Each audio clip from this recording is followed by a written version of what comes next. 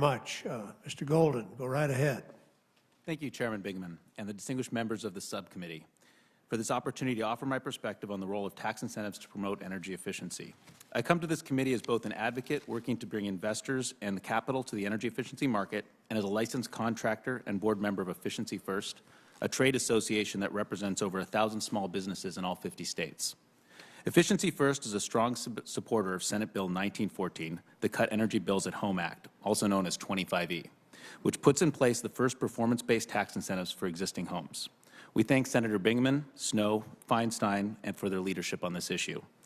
Energy efficiency incentives remain smart tax policy that will stimulate private investment and job creation while driving savings directly to American homeowners. The average American family spends over $1,800 per year on energy for their homes, which equates to $200 billion drain on household budgets every single year. This represents 22% of all U.S. energy consumption, which is a third more energy than used in passenger trucks and cars combined. Retrofitting these inefficient homes will create thousands of U.S. jobs in some of the hardest hit industries, including construction and manufacturing.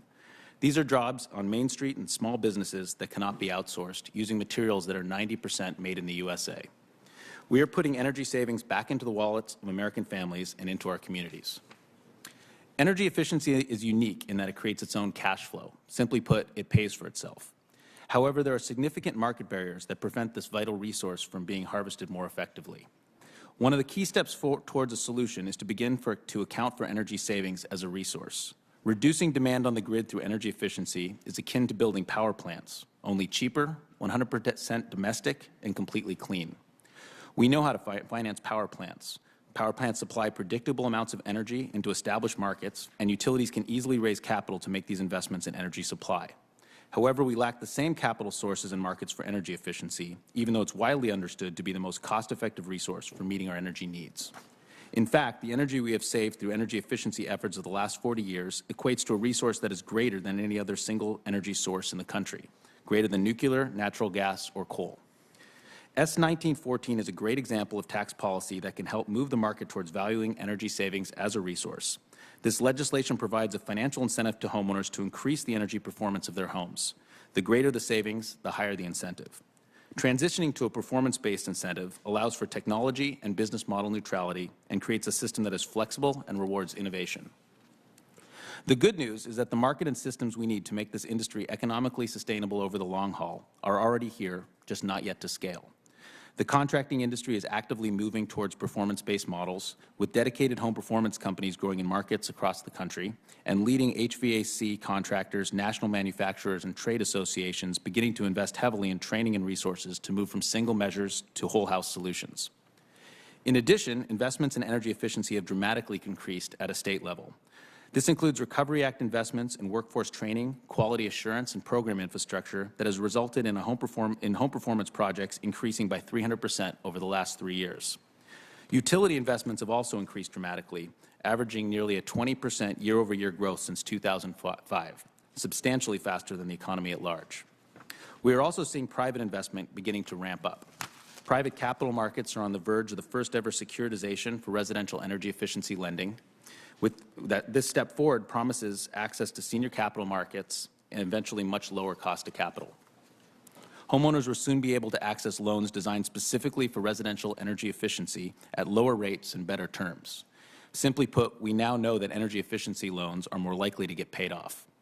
We believe that tax incentives play a critical role in helping scale this early stage market. Tax credits directly benefit homeowners without adding layers of bureaucracy and will create consistent national markets that will make getting to scale vastly easier for all involved. We believe that with a combination of smart national tax policy and local infrastructure, we can enable a transformation in residential energy efficiency that will engage markets and drive private capital.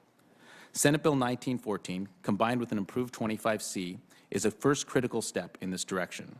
Creating markets is important, but let's all remember the small businesses, construction workers, and homeowners that will be helping through these incentives.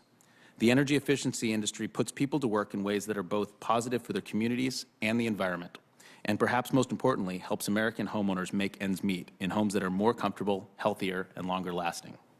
This is truly a unique opportunity to support small businesses in America and homeowners, all while helping the country meet its climate and energy goals.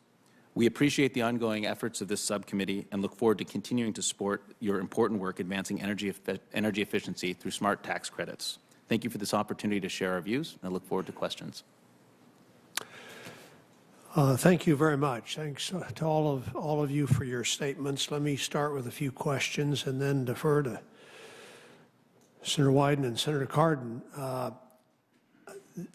One obvious issue, Mr. Nadel, let me ask you about this market transformation approach.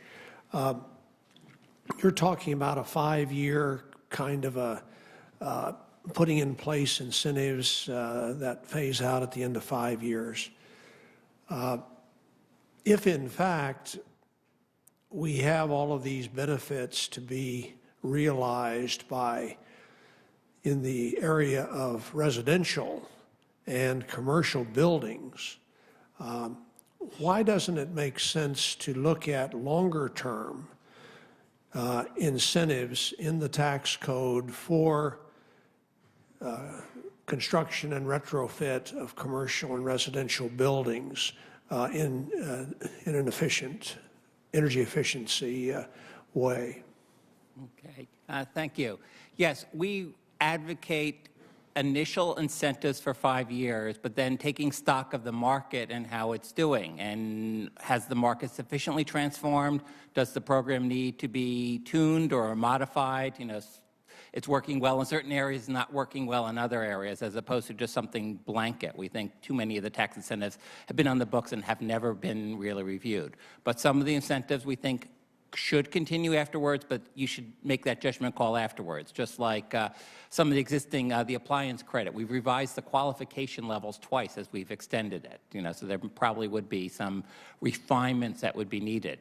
In my written testimony, I also suggest the option of repayable tax incentives if, in order to support certain retrofits, for example, if the cost starts getting too high, but ways to continue to support the market even without as much cost to the federal government. So it's not saying end it absolutely, but let's look carefully at it after 5 years. Let me ask Mr. Wagner and any of the rest of you that want to comment about, you know, we've had in the last several years, we've talked seriously about trying to adopt something like the Homestar proposal around here as another way to get more investment in energy efficiency.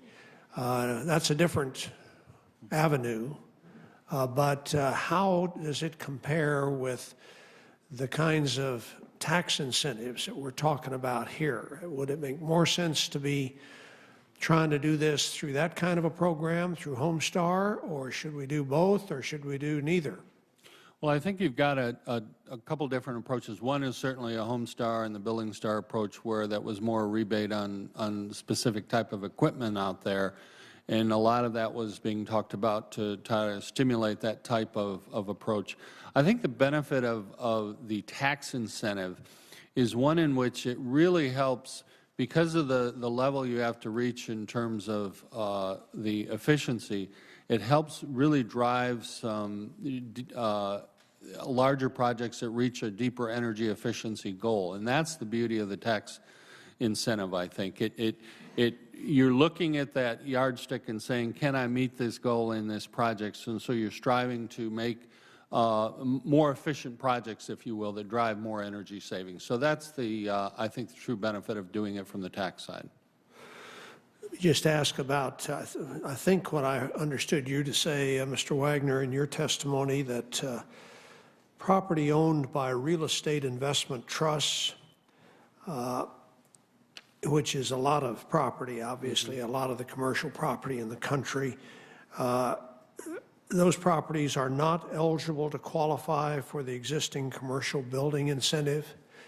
Could you elaborate on that, if I'm understanding that correctly, and why that is the case? Obviously, that's a major problem in the current law, if that's... Yes, and it's one that's certainly addressed by the proposed legislation. Currently, many of these commercial buildings belong to the large real estate owners with legal ownership structured as an LLC, as you pointed out. and many of them are non-credited rated, meaning there's no credit history that they've got and no assets which can be held against as security against the mortgage. So this fact kind of makes banks wary of making energy efficiency loans in this area. So that's why I think it's important in the provision that's in the proposed legislation to address this. My time's up. Senator Wyden. Thank you. Thank you very much. This has been an excellent panel. And let me get your sense with respect to where I think we are at this point in the debate. We're, of course, debating the intersection between energy policy and tax policy. And the Senate Finance Committee earlier this year, I think, made the correct call in terms of trying to start this debate. What we recognized is that you ought to extend the current tax provisions, at least for a relatively short period of time, a year or thereabouts, and that was what was done with respect to the production tax credit for renewable energy and for the 25C residential energy efficiency credits, so that we wouldn't be pulling the rug out from under these important programs, and you all have touched on that. The question is then, what happens from this point on? And there are a number of us who sit on both this committee and the Energy Committee, and I think it's going to be important to try to lay out some principles early on with respect to what we ought to be working for. And I want to ask your reaction specifically to making a bedrock principle of fundamental tax reform a more level playing field between the various energy sources. Because what we have seen over the years, and I've sat next to Senator Bingaman for more than a decade on both of these committees, is a lot of the programs that you all correctly identify as so important, the renewable programs, the energy efficiency programs, they're essentially on a temporary status. And a lot of the other programs, the more traditional programs, have been embedded in the tax code for years, in effect have acquired a more permanent kind of status. I don't see how we improve, number one, the investment climate for the kinds of important programs you're talking about if we don't have a more permanent and level kind of playing field, nor do I think you really get out the all of the above kind of approach that every senator says they're for. I often kid and say it's not an energy speech unless you say you're for all of the above 3 or 4 times. And I don't see how you really can be for that without a more level playing field. So I'd just be interested in your reaction to that being a bedrock principle of tax reform as we start these more extensive discussions next year, and we just go down the road. Senator Wyden, that's a great question, and one I think that deserves a considerable amount of attention. This is a complex area, clearly. The one thing I would say is that we should be making decisions based on the best information and the best analytics that are available, and some of those are woefully inadequate. And so I would say that there's a lot of opportunity to do some analysis that allows there to be more thoughtful policy built on very quantifiable trends that we see in the marketplace. It's difficult to know what's going to happen 5 years from now. It's difficult to know, even more so, what's going to happen 10 years from now. And we will miss some important market dynamics if we don't have good analytics. So the first thing I would offer is that the tools and the simulation and modeling type of programs are getting more sophisticated. They're not the end-all. They depend on the assumptions that you make in order to understand what the outcomes are. But those tools should be transparent. And one of the things that we should focus on is the true cost of energy and the true cost of all of the things that relate to the societal benefits that we expect out of our energy system. And we're expecting a transformation to occur, and we're expecting it to occur over some period of time. And as we make incremental improvements toward that endpoint, we need to measure how well are we doing. And one of the things that I would offer is that the portfolio will shift in terms of mix. And so, as a practical matter, I think it's great that we have natural gas and an expectation that the cost will be low for some period of time. But it is part of a portfolio. It is part of a portfolio that in the future will have a very different profile than the one we have today. And we need to be deliberate about what that endpoint needs to look like and move toward that endpoint, again, with strong understanding of what our policies are yielding in terms of change in that portfolio and at what pace. Level playing field. I think I have time for one more, and maybe I'll ask you to do it in writing. Go ahead, Mr. Mendoza. Okay, yes, I agree that we do need a level playing field as a bedrock principle. I agree with you that it's a problem that efficiency, renewable energy have temporary breaks, some other sources have permanent ones. I would advocate that everybody should be put on this 5-year schedule, sort of like the Farm Bill. It's not saying get rid of it, but every 5 years we look at it and say, what makes the most sense going forward? But as you have long-term permanent things, I think we get a lot more waste where money is being spent in things where it maybe isn't needed. Let's do this. My time is up. Mr. Wagner, if you and Mr. Golden would furnish your answer in writing on this point with respect to the level playing field, and I would also ask, just if you would, Mr. Golden, in writing, also give us your views with respect to how the whole home credit being combined with the 25C proposal could advance this idea of the more level playing field. And, Absolutely. Thank you. My colleagues are all waiting to ask questions, so if we could have those comments. I want you to know I'm going to read them personally. Great. Thank you. Mr. Chairman, thank you. Thank you. The order here, based on arrival, would be Senator Cardin, and then Senator Thune, and then Senator Carper. So go right ahead. Senator Cardin has been a co-sponsor of this legislation that Senator Snowe and I have developed, and we appreciate his strong support. Senator Bigman, first of all, thank you for your leadership, not just on this committee, but on the Energy Committee. You have really, I think, provided the direction for our country that a sound energy policy is critically important for our national security. It's important for our environment, and done right will create more jobs in our community. So I thank you for your leadership. You're going to be sorely missed, not just on this committee, but in the United States Senate. And we're going to try to follow in your footsteps, but it's going to be difficult. So thank you very much for everything that you have done. The reforms and extension on Section 179D is very important. I particularly note the two provisions that would measure the performance based upon the building existing building baseline. The example given by Mr. Wagner on the Empire State Building, I think, is well taken, and then the allocation to the tax-exempt entities to allow allocations to the designers of the building. I think all that makes sense so that it becomes effectively used.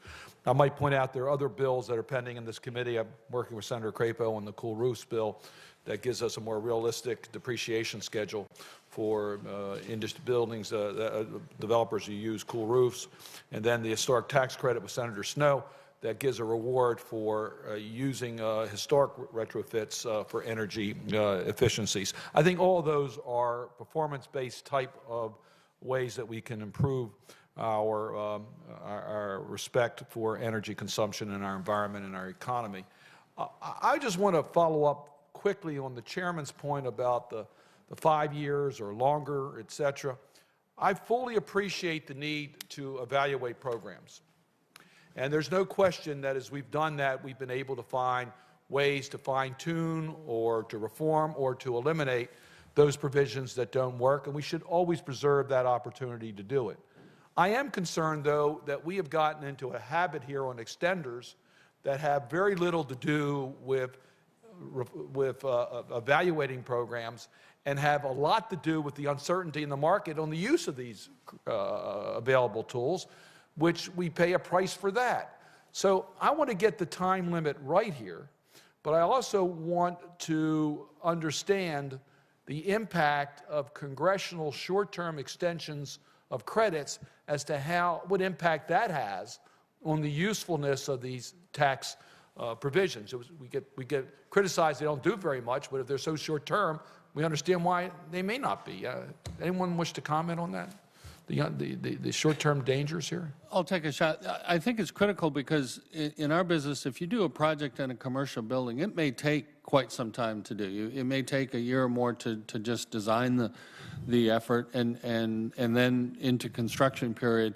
And if you're trying to, if you see the end of the tax period where it may have to be in place and working at that point, if you're not sure you can get there, there's that uncertainty to say, we don't know if we can factor this into the economics of the project because we don't know if we can get there before this tax incentive, whichever it might be, expires out there. And then we're not sure whether it'll be reinstated or not. So I think that's that uncertainty for the business community as well as the design and the construction of these long-term projects really it puts a kind of chilling effect on it if you're not kind of at the beginning of the program, if you're towards Well, that's certainly true on production tax credits, and we see that now on solar. Even though the expiration date is several years out, it's already affecting decisions being made. So, Mr. Chairman, I just point out, if we were to extend the program for 5 years, everybody thinks you're safe for 5 years. You're not. You might be safe for a few years, but then the uncertainty creeps in, and the planning process and all the hurdles you have to do in order to get the project completed to meet the standards required by the code may have a pretty chilling effect or a cost effect on proceeding. Could we just talk 1 minute about the job implication here? We all know we have high unemployment in the construction industry. Did anyone here have some help for us as to what impact this could have on our economy and getting people back to work? I can comment briefly on it without getting into the exact analysis of these particular bills, but in general, energy efficiency is very labor intensive and tends to create a lot more jobs than, say, investments in mining, drilling, new power plants, et cetera. So we've always found that for each $1 million you invest in energy efficiency, you typically create about, I think it's about 7 net jobs, meaning 7 more jobs than if you invested it in other energy resources. So these bills will be, I think, powerful job creators. Mr. Golden, very quickly. Yeah, I just wanted to add that we also find that this goes through the whole supply chain. So there's been a study that the Home Performance Resource Center conducted in the last couple of years that showed that over 90% of the materials used in the residential sector are domestically produced. These are big materials, and so it's not just construction jobs. We're also seeing that reflected in the manufacturing community. I think that's very If I important. can add, Senator, the Political Economy Research Institute, along with the Green Building Council and Real Estate Roundtable and NRDC, did a report last year in June, and the proposed revision just for 179D would create over 77,000 new jobs, according to their report. Thank you, Mr. Chairman. Thank you. Senator Thune. Thank you, Mr. Chairman. And I want to congratulate you on your distinguished service in the United States Senate and also for your great work over the years on energy issues. Your leadership is going to be missed around here, and I'm pleased that we have the opportunity to do one last energy-related hearing before you leave. I agree with the assumption that's been made that comprehensive tax reform is going to be the opportunity to seriously examine how the federal government conducts energy policy through the tax code, and I'm hopeful that any deal to address the fiscal cliff will at least include a pathway for us to get to comprehensive tax reform sometime next year. And you've all, I think, commented already on, to some degree, on whether or not that's the way in which we ought to be doing this through the tax code, having the IRS administer these policies as opposed to having them done through other agencies that would be more appropriate, more fitting. But I also want to drill down a little bit on this, the question of the temporary nature of many of the tax incentives that we have and many of the energy tax incentives that we have in the code today. A lot of these things get underutilized, has already been noted, by the sector that they're supposed to benefit simply because they have this on-again, off-again nature. And I'm wondering what your thoughts are with regard to whether we would be better off, instead of having numerous targeted incentives that expire periodically, moving toward instead a limited number of longer-term technology-neutral incentives. And I know, Mr. Wagner, you mentioned in your testimony the 179D tax deduction and how that falls into this category of being underutilized because of this temporary nature. But anyway, your thoughts about technology-neutral incentives applied over a longer period of time so you address the economic certainty issue that's been raised, gets raised so many times over and over again, as opposed to these little niche boutique-type approaches that we have in terms of policy today. So I thank you for that question, and I think that that the duration and creating certainty for small businesses and projects is really a critical aspect of the effectiveness of any tax policy. In an industry like the home performance industry, where companies are also making investments and ramping up their own businesses, these are longer payback periods, and so uncertainty really plays into a role as the business community is evaluating making these investments to actually transition their businesses. We also strongly support performance-based incentives as technology and business model neutral, so that we don't have to continually be revisiting tax code and making adjustments to individual technologies. And quite frankly, none of us can really predict what technologies are going to emerge or what makes the most sense for any individual building. So it becomes the great equalizer. And fundamentally, whether it's residential, commercial, or renewables for that matter, we're talking about valuing either the production or the savings as a resource, and fundamentally that's about what emerges at the meter, not the individual technologies that get us there. I would add that we need to be very careful. If we make it too broad, it basically just tends to encourage free riders, people who are already going to do things anyway, and if they qualify. If you were to try to make it very broad, you have to be very careful that you really are promoting the advanced technologies and not business as usual, and that can get very challenging. It's probably a little easier in the residential commercial sectors. We have two bills here that are performance-based, based on the baseline for the current home. But for places like industry, for places like equipment, heating, cooling equipment, those baselines always change, and you need to allow for that, or else you're just going to get high costs, high free riders without a lot of impact. Anybody else? But I think you've hit the keys are technology neutral, performance based, and then having, particularly for commercial buildings, having a process where you verify the savings, I think, are really key to show that the savings are real. And I agree with my colleagues, and the only thing I would add is I think I think there's some merit in this discussion, and I would very much encourage that we fully understand what objectives we're trying to accomplish, and more importantly, I think there's an opportunity to aggregate lots of what I would call distributed and smaller type of improvements, but when aggregated and allows the private sector to make investments that they can ensure some reasonable returns on investment, that would be then the ingredients for success. So it really is about unleashing the market capital in a way that can move that marketplace. One more question, Mr. Chairman. Is that Right ahead. If I could just as sort of a follow-up to that, ask if you have any ideas about how Congress could better design incentives that could be phased out once they've helped to create a market.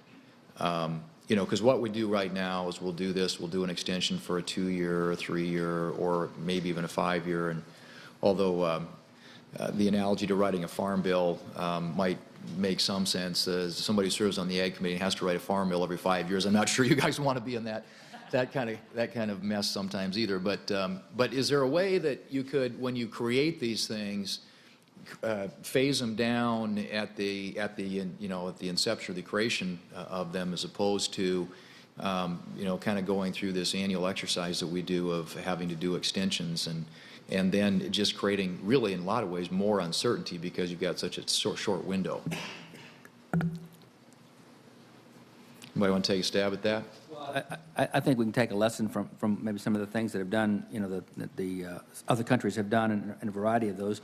Again, I think it comes back to what does it take for the financial community to make those decisions in a positive manner, and a lot of that has to do with, in the generation side, one of the important market mechanisms is the power purchase agreement, and the power purchase agreement typically runs for 20 years. That allows enough certainty. I can make a serious investment, and even though my margins are going to be thin for a while, I can recoup that investment over some period of time. That's enough certainty to allow me to make an investment. So I think whatever is designed, needs to be fully cognizant of how the money flows and how the investors make decisions, and to the degree that that instrument allows them to make a decision that they wouldn't otherwise make because of uncertainty, then I think you've got a successful mechanism. All right. I'd add two suggestions here. One, building on your first comment, when it comes to equipment, you could do a longer-term incentive, but then delegate to the Department of Energy to periodically revise the qualification levels based on criteria that Congress has established, so that it doesn't get out of date, but it could continue long-term and still have a lot of impact. The other thing you could do if you have 5-year incentives is you have 5 years and then a 3-year phase down. And yes, you can continue to modify them, extend them further, but at least you know you have an orderly phase out as opposed to a cliff if Congress doesn't quite act in a timely fashion. Yeah, which is the normal experience. But my time has expired, Mr. Chairman. Thank you, and thank you all very much. Thank you. Senator Carper. Yeah, thanks. Before Senator Thune leaves, I just want to come back, if I could, to the question you just asked of the panel, is how do we structure these tax incentives to make sure that we don't just have them expire and extend endlessly. One of the provisions that Senator Snowe and I've worked on is an investment tax credit for offshore wind. A production tax credit for offshore wind just doesn't help. We need an investment tax credit. Otherwise, if you just all we have is production tax credit, we'll never build an offshore windmill farm. And what we've crafted is legislation that says for the first 3,000 megawatts of generating capacity that's deployed off of our coasts, those would be eligible for a 30% tax credit. And after that, it's gone. And I actually think that's pretty good approach. And we'll see if it passes muster in whatever we put together next year. I also want to applaud our colleague and our chairman here, Senator Bingaman, for not just for holding this hearing, but really for being our leader in so many ways on energy and energy efficiency in particular. So thank you, and you know we're going to miss you, but I'll say it every day till you're gone, and we'll just talk about you when you're gone. So I want to say to our panel, thanks a whole lot for being with us today. I sometimes say that the cleanest, most affordable form of energy is the energy we never use. My first question is who actually said that first? I think I did. So. We all agree, sir. But as our nation grapples with air quality concerns and higher energy prices, although in some ways the energy prices are coming down. I bought some gas for about $3.30 per gallon the other day, and we're with natural gas being abundant, that's helping us on some other fronts. But still know we need to save energy and try to figure out how we can incentivize energy efficiencies in this country. I often hear from a company back in Delaware that manufactures windows that the 25C energy efficiency tax credit has been for them in this recession, a significant lifeline. And I've heard that the credit has been easy for consumers to really get their heads around too, and therefore it's been pretty successful. As we all know, this 25C expired at the beginning of this year, and has been extended in this committee's package of extenders that we passed back in August, but has languished since. And I realize that a number of you here today would like to make some changes to 25C, but how important is continuing this tax credit for energy efficiency, at least in the near term, as we move into talks next year about broader reforms? Mr. Golden. Yeah, so I can speak to that. Efficiency First supports 25C, but we do recommend some improvements. And without getting to the absolute specifics, at the current levels, as we understand it from our members, they're not driving a lot of new action. So there's a concern that at the level that we're currently at, it's a lot of additionality where people would have already maybe perhaps taken these actions. And while that seems a little bit in juxtaposition with the fact that we need to control costs as well, we think that ties into some of the comments that Mr. Nadel brought to the table around standards. So making sure that we are in fact incentivizing higher efficiency equipment that is more likely to be an upgrade from what somebody might have done otherwise. So we also believe that the 25C should be coupled, just like, for example, in the Homestar legislation, where we had a more prescriptive path that addresses where industry is today and where most consumer transactions are occurring today, coupled with what ends up being a much less expensive performance track that helps enable this transformation and bringing in more private capital into the industry. But obviously, it's a balance on these standards of making sure that this package makes sense from a fiscal standpoint in the context of tax reform. Okay. We'll just say to the other panelists, do any of you agree with anything he said? Yes, I agree. And I just to add one point, the qualification levels really need to be revised. You mentioned windows. Something like 85% of the windows now being sold qualified. This no longer differentiates the best from run-of-the-mill. But if you really identify the very most efficient products, yes, we would support 25C, and in our analysis, it did perform quite well if you have that performance tier that really differentiates. Thank you. Gentlemen, anyone else want to comment? I just want to agree with your statement earlier about efficiency. Take another twist on it. I've often heard efficiency referred to as the fifth fuel. I always like to refer to it as the first option. So because it's easier and more cost-effective to save a unit of energy than it is to produce a new one. All right, good, thank you. And I just want to applaud your efforts on offshore wind. I think one of the things that's important is that that's an early stage technology, and it does need some help to get us back into a leadership position. Good, thanks so much. Mr. Chair, my time's expired. Would you like me to stop? Or, Go right ahead. Okay, thank you. You may regret that, but I hope not. I'm just going to stick with this for just a moment. But during some of our tax hearings earlier, we've heard about the need to make the tax code simpler. In fact, that's one of the themes that we always come back to. We don't do a real good job at it, but we certainly talk a good game. But is there a way to consolidate residential and business energy efficiency tax credits into one credit that would be as successful maybe as the separate credits? Anybody? Yeah.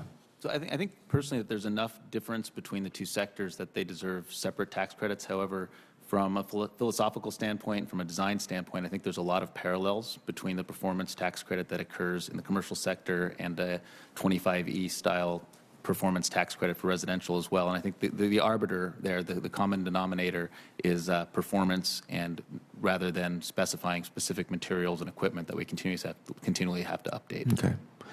Anyone have a different view? No. Okay, good. Could I ask one more? Thanks very much. I want to make sure I pronounce your names correct. Is it Mr. Nadel? Nadel. And is it Dr. Arvizu? Arvizu, okay. Has anyone ever mispronounced your name? Several times. That's what kind of name is that? It's Basque. Really? In Spain. Okay, all right. Let me focus, if I could, for a minute on industrial energy efficiency. And Dr. Arvizu, I believe you mentioned in your testimony, I think it was you, who mentioned that industry represents about 30% of energy consumption in this country. And there's a huge potential for energy savings in this sector. As we know, manufacturing has picked up considerably over the last 2 or 3 years in this country, and many companies are modernizing their plants and trying to keep up with demand, which is a good thing. However, I've been told by industry that energy efficiency projects have a huge upfront cost, despite the long-range energy savings, which usually or oftentimes prevents industry from making the investments that are needed in efficiency. And at the same time, our utilities are modernizing our energy fleets to keep up with clean air regulations and keep up with energy demand. However, utilities are much more focused on energy production rather than finding energy savings for obvious reasons.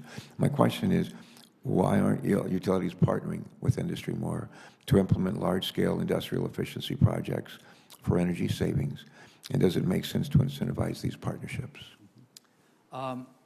That's a very astute observation, and one I think that's one of the critical barriers. And it really has to do more with what incentivizes utilities, and typically investor-owned utilities, to focus more on the generation side than on the efficiency side. And it typically is the structural features of the business model. And to the degree that states have taken on some of that responsibility to begin to change that business model so that they're incentivized to save energy as opposed to just generate energy, then I think you'll see those wholesale changes. Clearly, that partnership between the consumer, the customer, in the case of the industry, as well as the generators, is an important aspect of helping change that business model. So, these are what I call market structure barriers, and do need, in fact, some serious attention. And we've got a whole host of regulatory dynamics that are driving that entire system. So we need to really take a step back, understand what it is that we're incenting and why, and then I think move more expeditiously to get to a transformation.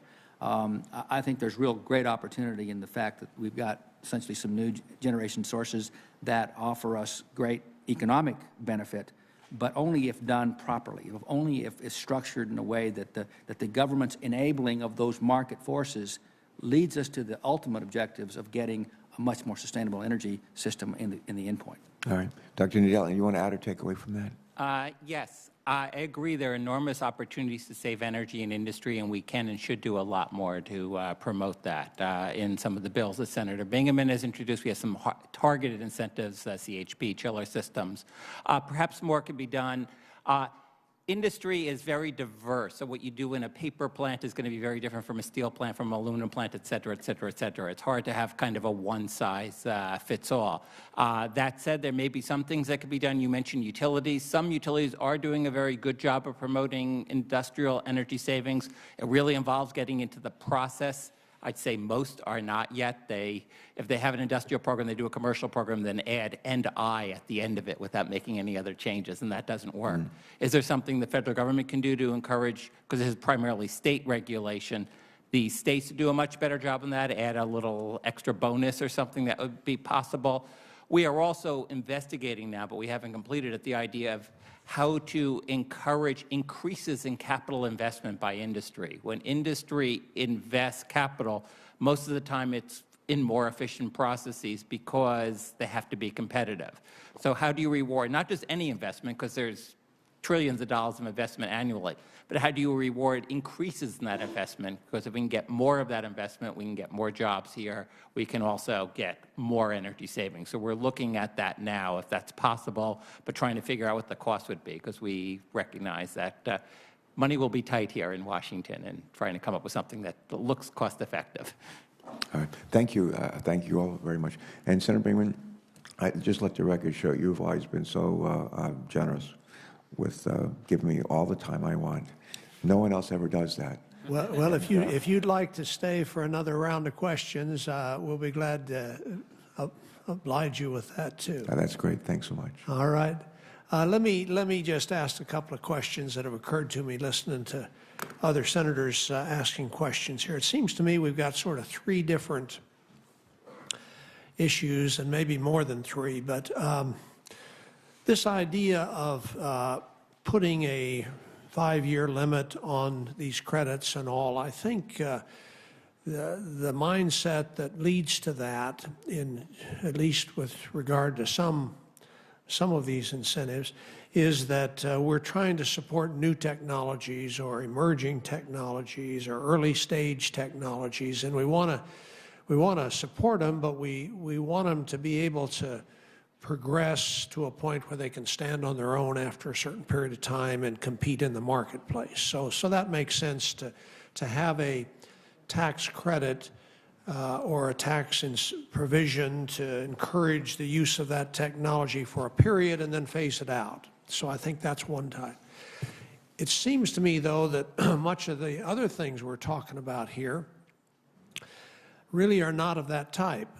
For example, Mr. Wagner, you talk about the idea of being sure that you have a tax incentive so that a person who owns a commercial building like the Empire State Building, anytime they can do a retrofit of that building and save 38% of their energy from what they previously have been using, we ought to be encouraging that. And that should not be something that we just do for 3 years or 5 years. We ought to, that could be a permanent part of the tax incentives, it seems to me.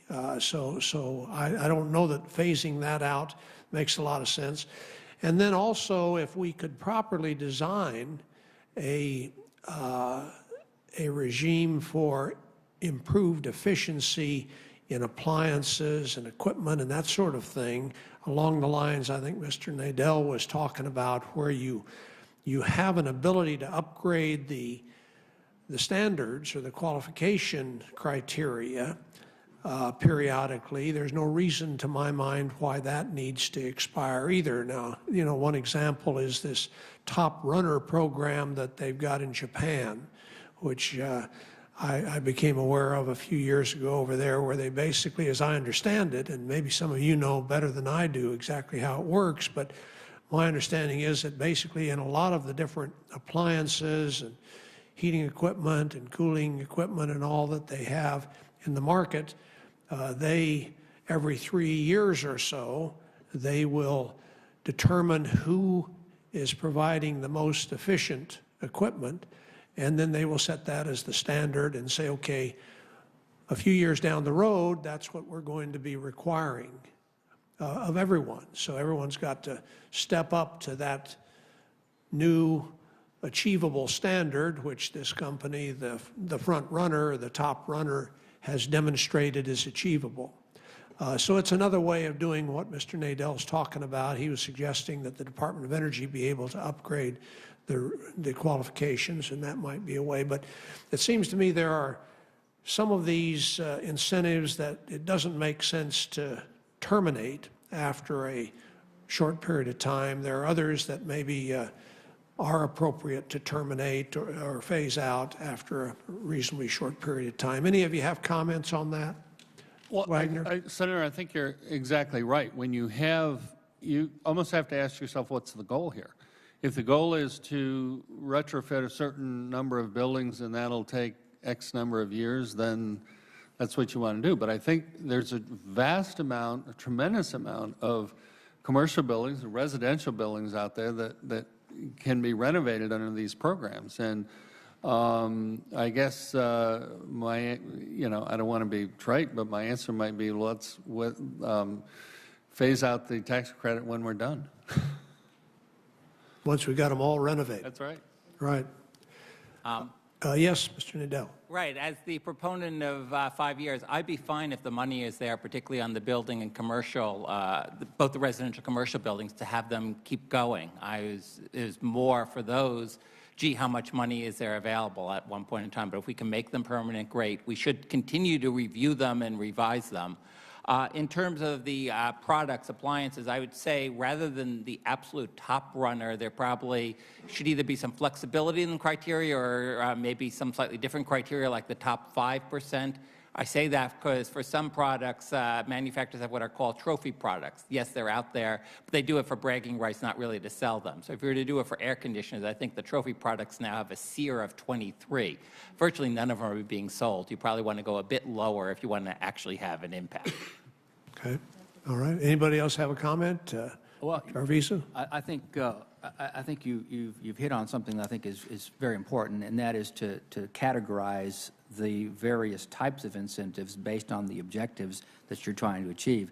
If I think back to the Academy reports and McKinsey studies, the things that I mentioned in my testimony, there is a tremendous amount of opportunity, and the question is how much of that do we want to capture, and who will ultimately both provide the getting over the barriers to and also reap the benefits.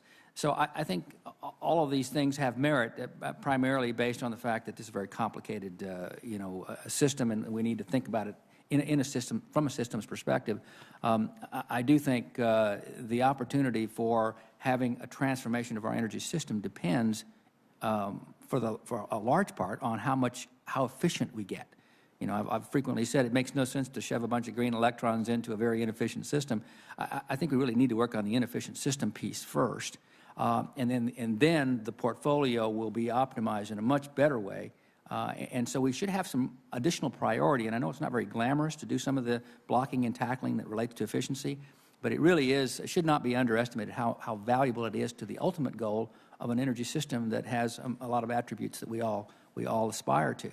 So as we think through that, I think the objectives, whether they be grabbing all of that inefficiency in the system and squeezing that out, that needs to be thought through. I think the private sector does have the wherewithal to do that with government support and government enabling, and to essentially make the necessary investments. But it's not simple, and it may be that it's better done with targeted approaches rather than some sort of uniform approach. Senator Carper, did you have additional questions? I do have one. It's just a sort right of a broad general question. I want to just ask for your parting advice as we prepare to move from this Congress into the next one, especially as we move into tax reform in the next Congress. Aside from cloning Senator Bingaman, what other advice would you have for us as we look to the future, the near future? And it's going to be fairly broad. Yeah. I think to be broad, and in the spirit of kind of the last conversation that we just had, we're asking consumers in the form of 25E and also in the commercial sector as well to make investments that obviously have benefits to themselves in terms of lower bills and healthier homes and the likes, but they also have public benefits. They have benefits in terms of clean, green capacity that we're driving to the grid, and other environmental benefits and job creation that aren't currently being monetized in that equation. And so I think that as we think about these incentives and how they change and evolve over time, there is a role for public investment in this space to make up kind of the gap between the private benefits and the public benefits. But I do think it's really important to focus on how private capital markets, capacity markets can start to fill that space. So as we create data that makes energy efficiency a much more reliable resource that utilities can begin to count on to actually displace potentially new power plants, that by creating tax credits that evolve over time and potentially on a consistent basis, and consistency is really the key from a private sector standpoint, begin to decrease as we can start seeing these private investments increase over time to fill that gap. I think that's how we'll create something that is economically sustainable and also drives the kind of transformation that we need to see in the industry. Okay. Thanks, Mr. Golden. I think one of the things that we all know that efficiency projects can have a great return on the investment. I would hope that Congress would look at ways to stimulate, to unleash a lot of private sector capital that's sitting on the sidelines right now. How do you do that? How can you prime that pump to really get the financing flowing in the private sector? It might take just a little. What are the keys to doing that? Whether it's backstopping, guaranteeing, doing things that may not cost a lot for the federal government. You don't have to pay for the whole project, but to say we've unlocked the door, we've primed the pump, and to really flow those private sector dollars that, are sitting out there on the sidelines. Okay, thanks. Mr. Needell? I guess I would suggest you do some analysis, use analysis to help guide these decisions, which is what approaches will give the most bang, if you will, per federal buck, and not just have it rely on politics. But I'd recommend there's all sorts of tax incentives out there, establishing a budget and then challenging people to say, within this budget, what would you do that would give us that most bang? Good, thanks. I agree with my colleagues, very thoughtful. I'll be a bit more philosophical, perhaps, and the thing that I would say is I would be heartened if the tone of the dialogue for energy efficiency and the things that relate to that are less political and more in terms of how do we move forward. I think this is not really a political issue from the perspective of partisanship. I think it really is an opportunity to do something that's quite compelling for the country. And so I know I speak for a lot of folks that are in the community that would think that some progress in this arena is long overdue, and we would welcome some sophisticated dialogue to move us in that direction. As my mother would say, from your lips to God's ears. Good. Well, Mr. Chairman, I don't know if it's just a coincidence or not, but Dr. Arvizu, do you live in Golden, Colorado? I actually live in Littleton, but the laboratory is in Golden, yes. Okay. And we have a Mr. Golden here. It's not a coincidence. I was just wondering. Okay. All right. It's great of you guys to come by and share your thoughts with us. You do good work, and we appreciate you trying to help us do better work. Mr. Chairman, thank you. Well, thank you very much, Senator Carper, for your involvement in this issue. Thank you all very much. I think it's been useful testimony, and we will adjourn the hearing.